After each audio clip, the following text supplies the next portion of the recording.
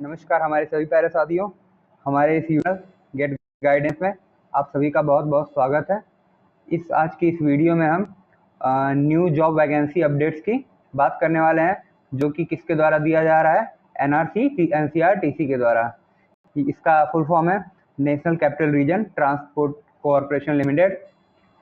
इस वैकेंसी की last apply करने की डेट 24 अप्रैल 2025 है और इसका जो टेंटेटिव सीबीटी एग्ज़ाम का डेट है वो मई 2025 में हो सकता है।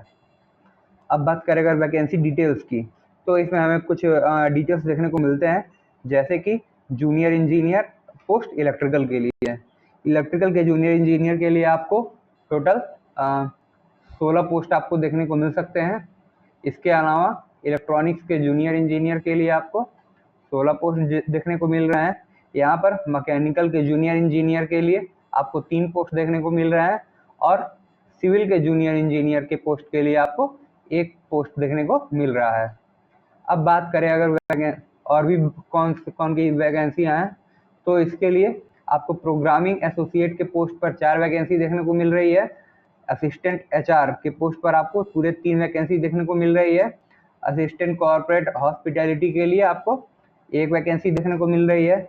आपको जूनियर मेंटेनर के लिए आपको 18 वैकेंसी देखने को मिल रही है, जो कि इलेक्ट्रिकल के लिए है। Electrical junior maintainer 18 vacancy. इसके अलावा मैकेनिकल जूनियर मेंटेनर के लिए आपको 10 वैकेंसी देखने को मिल रही है। और देखा जाए तो कौन कौन सी क्वालिफिकेशंस है, इसेंशियल क्वालिफिकेशंस, तो इसके बारे में हम लोग बात कर लेते हैं। तो आपको जूनियर इंजीनियर इलेक्ट्रिकल के लिए आपको 3 ईयर का डिप्लोमा इन इलेक्ट्रिकल इंजीनियरिंग होना ये आपको ज़रूरी है। इसके अलावा इलेक्ट्रॉनिक्स जूनियर इंजीनियर के लिए आपको 3 years diploma in electronics engineering आपको ज़रूरी है। बात करें अगर जूनियर इंजीनियर मैकेनिकल की, तो आपको इसके लिए 3 ईयर्स का डिप्लोमा इन मैकेनिकल इंजीनियरिंग होना ज़रूरी है और सिविल जूनियर इंजीनियर के लिए आपको 3 साल का डिप्लोमा सिविल इंजीनियरिंग डिसिप्लिन में होना ज़रूरी है। इसके अलावा बात की जाए तो आपको प्रोग्रामिंग एसोसिएट के लिए आपको 3 year diploma in computer science या फिर आईटी, या तो आपने बीसीए किया हो या फिर आपने बीएससी किया हो कंप्यूटर साइंस से, या फिर बीएससी आईटी से किया हो। इसके अलावा बात करेगा तो आपको असिस्टेंट एचआर के लिए 3 ईयर्स ग्रेजुएशन इन बीबीए या बीबीएम होना ज़रूरी है।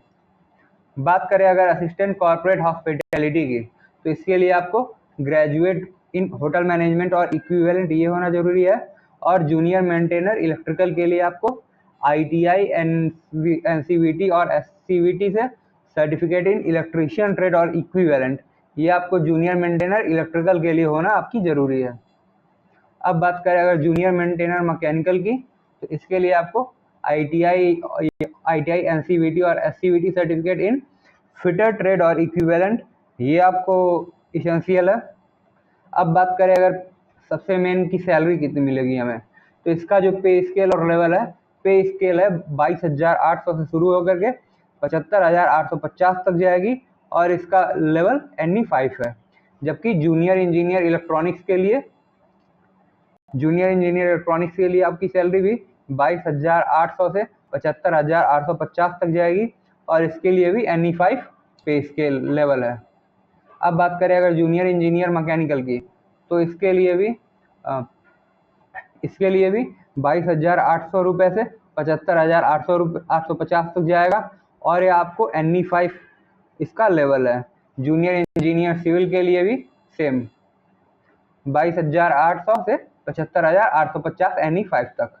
अब बात करें अगर प्रोग्रामिंग एसोसिएट की, तो इसके लिए भी आपको प्रोग्रामिंग एसोसिएट के लिए आपको भी उतनी सैलरी मिलेगी 22,800 से 75,850 तक। जबकि असिस्टेंट एचआर के लिए आपको सैलरी 20,250 से 65,500 तक ये जाएगी। अब बात करें अगर असिस्टेंट कॉर्पोरेट हॉस्पिटैलिटी की, इसके लिए भी 20,250 से 65,500 रुपये तक इसका स्केल NE4 है। और जबकि जूनियर मेंटेनर इलेक्ट्रिकल के लिए आपकी सैलरी और कम हो जाती है, 18,250 से 59,200 रुपये तक जाएगी, ये NE3 पे स्केल है। बात करें अगर जूनियर मेंटेनर मैकेनिकल की, इलेक्ट्रिकल की तरह सेम आपको 18,250 रुपये से 59,200 रुपये तक की सैलरी आपको यहाँ पर मिलने वाली है। और अगर आप और भी इसकी वैकेंसी की और डिटेल जानना चाहते हैं तो आप हमारे टेलीग्राम चैनल को ज्वाइन कर सकते हैं। वहाँ पर हमने इसका नोटिफिकेशन दिया हुआ है इसका, और टेलीग्राम चैनल का लिंक आपको हमारे बायो नहीं, आपको हमारे डिस्क्रिप्शन बॉक्स में मिल जाएगा। और इस तरह की और वैकेंसी की अपडेट्स के लिए आप हमारे चैनल को सब्सक्राइब कर सकते हैं। और थैंक यू। अगर आपको कोई भी क्वेश्चन पूछना हो तो आप कमेंट बॉक्स में हमसे पूछ सकते हैं। धन्यवाद।